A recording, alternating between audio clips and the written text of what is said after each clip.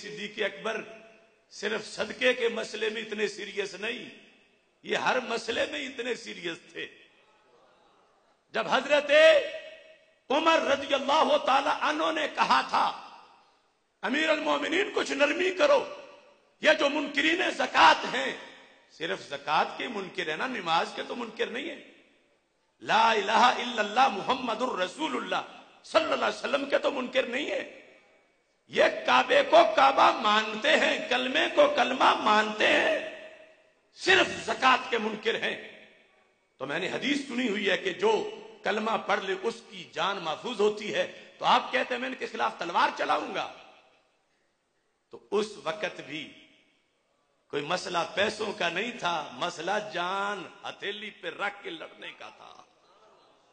اور حضرت عمر کہہ رہے تھے اب کچھ وقت تک اپنے آپ کو مسجد نبوی تک ہی محدود کر لیں، کیونکہ باہر حالات بڑے خراب ہو گئے ہیں۔ اس وقت کیا کہا تھا صدیق اکبر رضی اللہ تعالیٰ عنہ نے؟ کہا کتم الدین ون کا تلوح ایون کا سوان ہے، عمر دین پورا ہو گیا، وحی بند ہو گئی، اب میرے زندہ ہوتے ہوئے دین میں تبدیلی ہو، ناقص ہو جائے، میں زندہ ہوتے ہوئے نہیں ہونے دوں گا۔ اب لوگ کہتے ہیں حضرت فاطمہ بھی تو پڑی ہوئی تھی، تو حضرت ابو بکر صدیق کے سامنے عمر بھی تو پڑے ہوئے تھے۔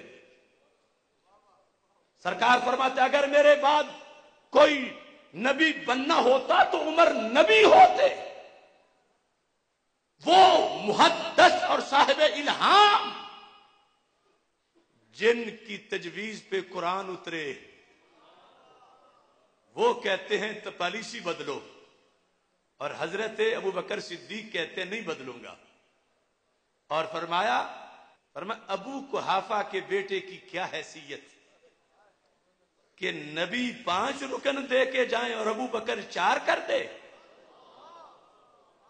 چھٹی دینی تھی تو نبی پاک نے دینی تھی، ابو بکر کی حیثیت چھٹیاں دینے کی نہیں، یہ تبدیلی نہیں کر سکتا اس امانت میں۔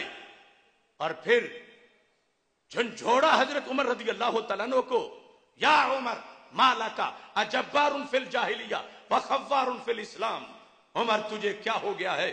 جاہلیت میں بڑا دلیر ہوا کرتا تھا، آج تم ڈرپوکوں والی باتیں کر رہے ہو۔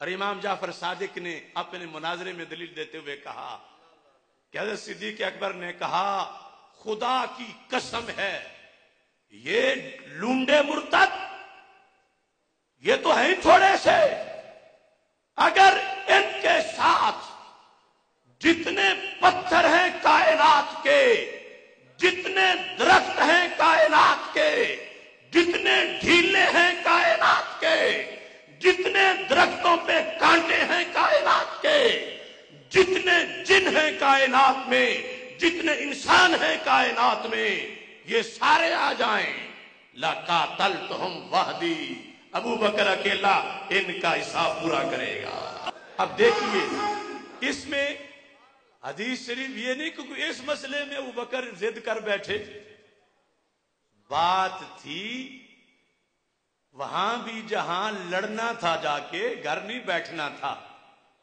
اور حضرت عائشہ صدیقہ رضی اللہ تعالیٰ عنہ کہتی ہیں واللہ لو نازل بالجبال الراسیات ما نازل بأبی لہادہا، کہ اتنے فتنے تھے اگر وہ بوجھ پہاڑوں پہ پڑتا تو ریزہ ریزہ ہو جاتے، ابا جی کے کندھوں پہ پڑے ہیں، فرمایا ابا جی پیدل چل کے نہیں گئے، اڑ کے پہنچے اور آگ جا کر بجھا دی۔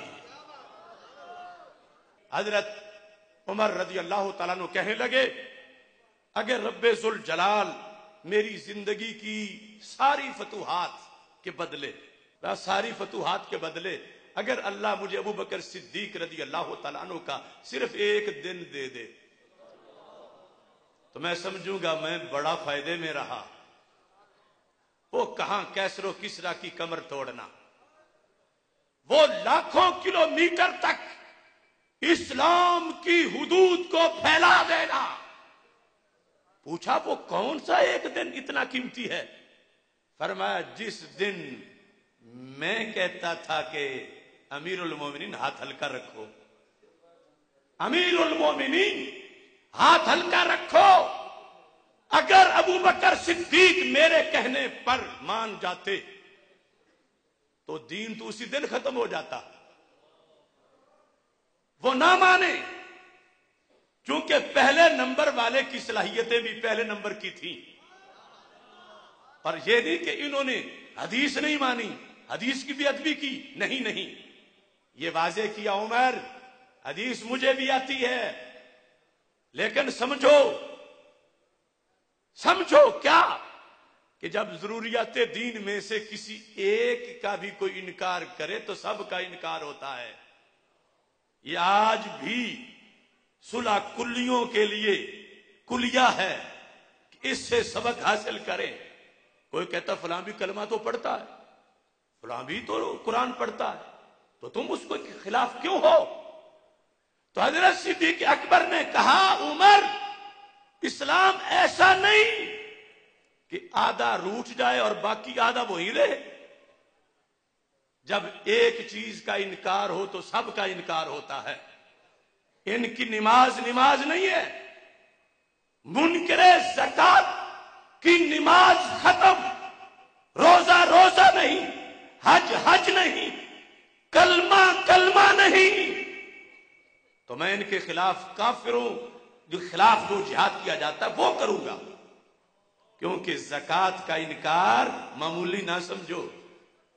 آج 14 صدیوں کے بعد بھی مفتیوں کے لیے یہ سمجھنا مشکل ہے۔ کروڑوں سلام و صدیق اکبر کے علم کو۔ عمر کہتے ہیں مجھے سمجھ نہیں آ رہی تھی اور میں سٹینڈ لے گیا، لیکن حضرت صدیق اکبر رضی اللہ تعالی عنہ مجھ سے آگے تھے، کیونکہ پہلے نمبر والے کی فقاہت بھی پہلے نمبر کی تھی کہ یہ صرف فدق والا ہی مسئلہ نہیں تھا کہ کوئی پھدک کر رہے ہیں لوگ، یہاں ہر مسئلے میں صدیق اکبر کی پالیسی نقش الحجر تھی۔ فرمایا میری حیثیت کیا ہے کہ میں بدلوں؟ میں نہیں بدلوں گا، اسی پر رہے گا نظام جو رسول اکرم صلی اللہ علیہ وسلم نے جس پر رکھا تھا۔